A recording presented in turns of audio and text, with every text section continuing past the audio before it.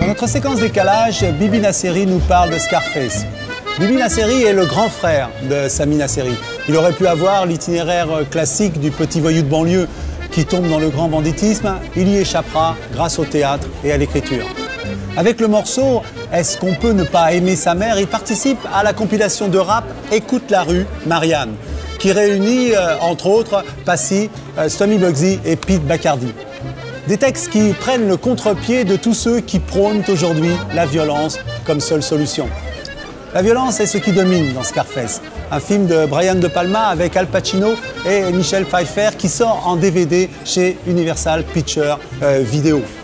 Je vous préviens, âme sensible, s'abstenir. Quand Bibi Nasseri nous parle de ce film, il ne peut s'empêcher de faire le parallèle entre Tony Montana et son frère Sami Nasseri. Il salue le talent avec lequel Brian De Palma rend compte du drame d'un homme qui semble avoir accompli son rêve et pourtant n'a de cesse que de se détruire.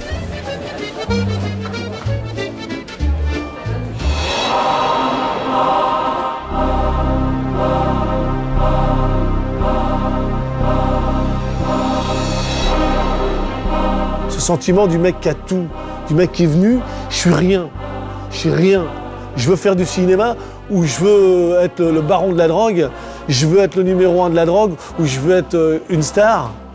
Je suis une star, je suis le numéro 1 de la drogue et je suis pas heureux. Quand je regarde Tony Montana, j'ai l'impression de retrouver quelqu'un que je connais. Moi, je veux posséder ce qui me revient. Et qu'est-ce qui te revient à toi, Tony? Le monde, Chico. Et tout ce qu'il y a dedans.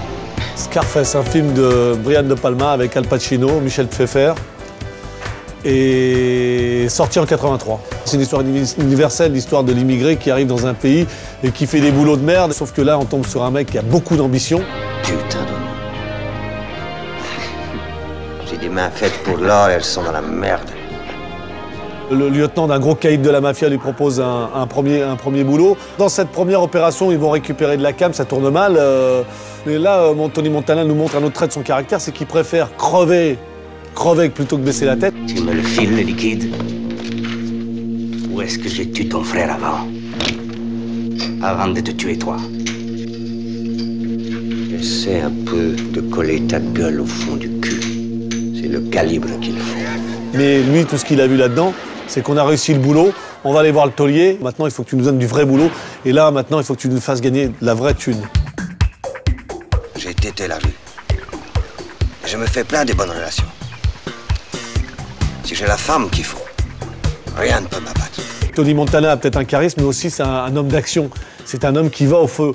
Et c'est un homme qui sait prendre une arme et qui sait remonter les manches quand il faut remonter les manches. Oh, Tony Montana. Monsieur Lopez, ça me fait très plaisir. C'est très joli boulot que vous avez fait pour moi. Le coco a peut-être de mule que t'as pris en main. Ça vaut pas le coup de parler de ça. J'avais le fou rire. T'avais le fou rire? Ouais, vachement. Il avait le fou rire. Et petit à petit, il commence à avoir un regard méprisant de ce mec qui pour lui, n'est pas dangereux. Et je pense que c'est voulu quand il drague sa femme ouvertement devant lui, quand il fait de la provocation. C'est voulu parce qu'il veut aller au clash. Et Tony, si tu te trouvais une fille à toi? À moi tout seul? Oui. C'est bien ce que je fais, Franck. Bon, mais alors tu le fais ailleurs. Fous le camp. Franck, d'abord, je te donne un ordre par toi. Un ordre? Tu me donnes un ordre à moi? Amigo, la seule chose dans ce monde qui les donne les ordres, c'est le manche. Tu as le manche? Le manche et les couilles. Lopez éliminé, bien sûr, il prend la place, il est en place.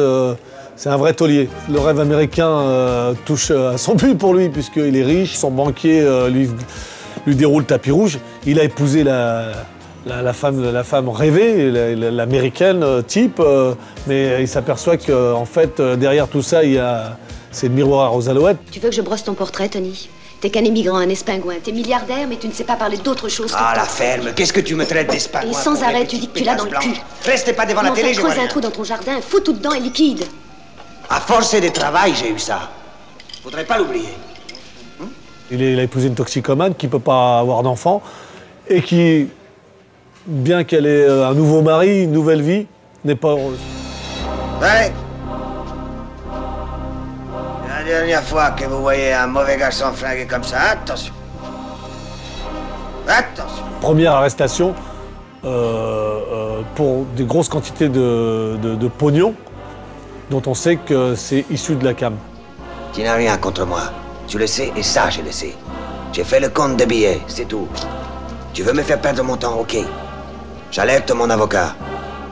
C'est le meilleur à Miami. C'est l'as des avocats. Je te préviens que demain matin, toi, tu vas bosser en Alaska. Et donc pour se sortir de ce mauvais pas, de ses problèmes avec la justice, il doit demander des services à des gens plus puissants que lui, des gens qui tiennent un peu les ficelles de la politique et de la police. Mais en échange, tu vas nous rendre un petit service. On a un mec qui a buté aux États-Unis qui nous fait chier, un mec qui nous dénonce à l'UNESCO, et puis on ne peut pas bosser, donc il faut l'éliminer pour qu'il arrête de parler. Il va aider à mettre une bombe en dessous de sa bagnole, mais quand le type sort, il sort avec ses enfants. Tu me prends pour qui?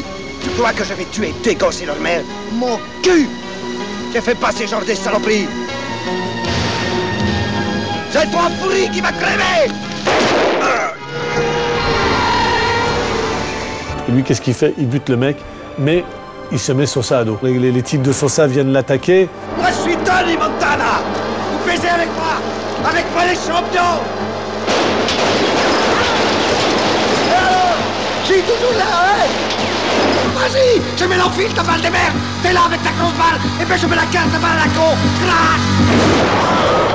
C'est une belle mort parce que c'est le type qui va jusqu'au bout de ses idées. Et qui va jusqu'au bout de ses idées et qui baisse pas la tête. Et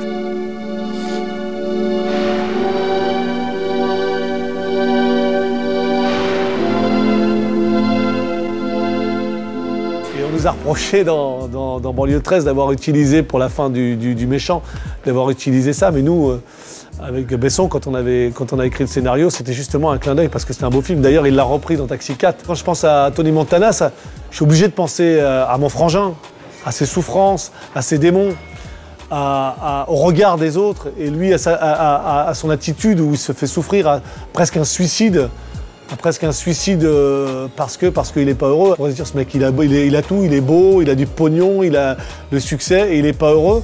Et c'est peut-être ça aussi qui fait qu'il souffre, c'est qu'il n'arrive pas à être heureux comme ça. Et c'est là où Brian de Palma est très fort, parce qu'il a été chercher. Il a été chercher chez son personnage, Tony Montana, ce sentiment.